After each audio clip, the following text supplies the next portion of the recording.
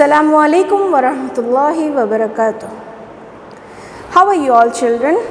I hope you all are doing good at home and safe. Okay, so today your Farid teacher is here to take up social studies with the topic using globe and a map. So what is globe now?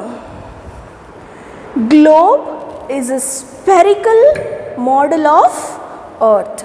Globe is a spherical model of Earth. It shows us how the Earth is tilted and how it spins in its imaginary line called axis. The imaginary line called axis. And then we have map. When I say map, it's not the spherical model. It is just a flat representation of the Earth. It is a flat representation of Earth. Okay.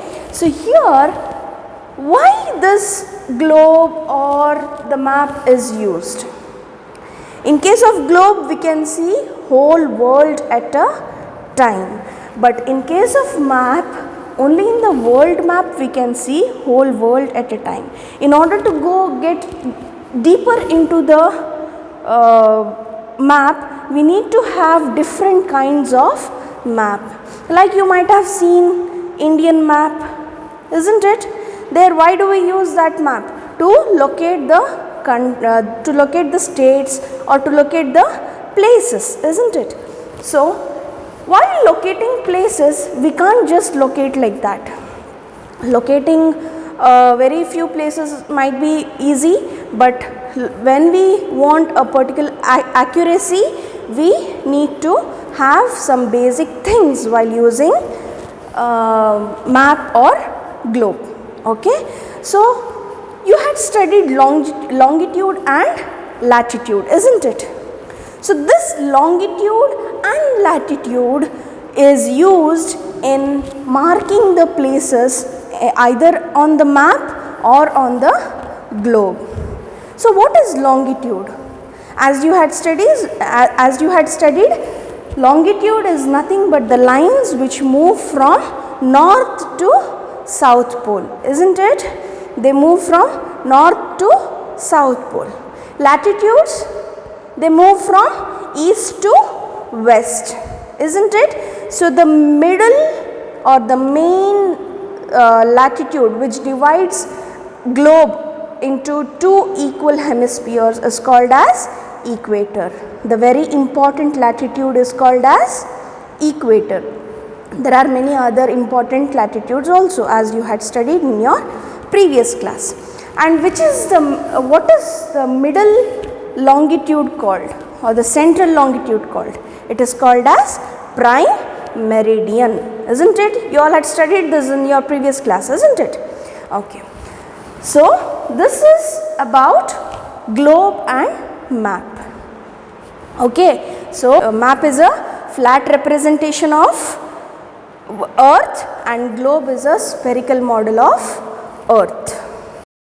If we study map, we can see an arrow with the letter N pointing north direction.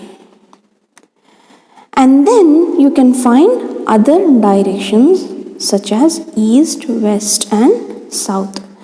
Once you get to know the north direction, you can find the rest three directions.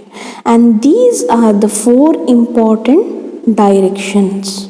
Okay, there are different types of maps, but whatever may be the type of map, in order to use a map, we need to learn few basic things.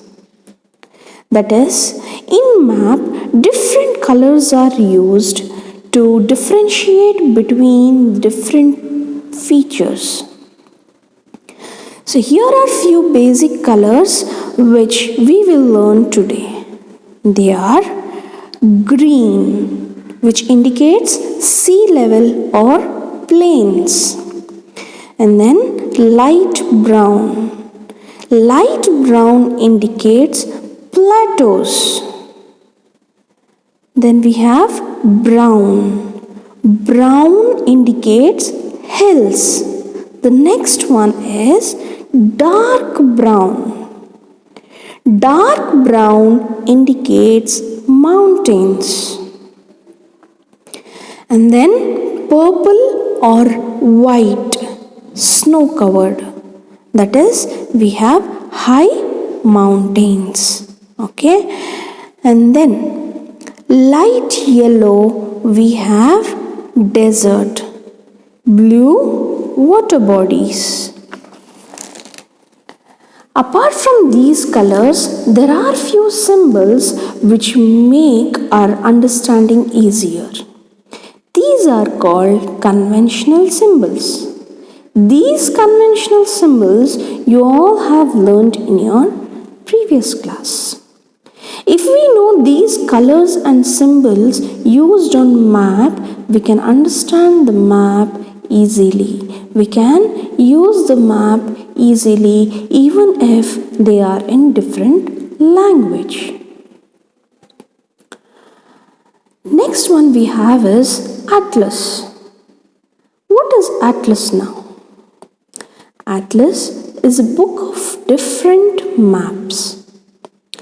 We can only be able to use atlas or maps or globes only if we are thorough with the conventional symbols and the colors used. So children, let us quickly recapitulate whatever we have learnt in today's class. So first thing we learnt is globe. Globe is a spherical model of Earth. And then we learnt map. Map is a flat representation of Earth. And then the colors. The colors used to represent the different features on globe or map. Okay. And then also the conventional symbols which are used to indicate different features. And then we learnt about atlas. Atlas is a book of map.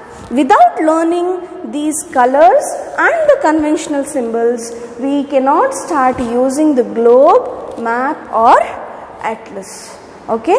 So the colors we learnt is, first thing we learnt blue. Blue is used to represent water bodies. And then green. Green is used to represent sea level or plains. And then we have light brown. Light brown is used to represent plateaus. And then we have brown. Brown for hills, purple or white for snow covered mountains.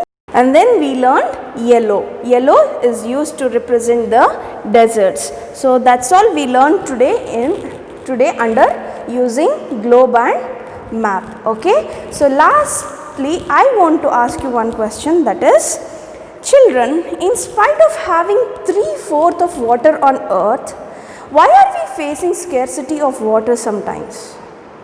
Okay. So I need you all to think on this question and be ready for it. Okay. Jazakumullahu khaira. Assalamu alaikum wa rahmatullahi wa barakatuh.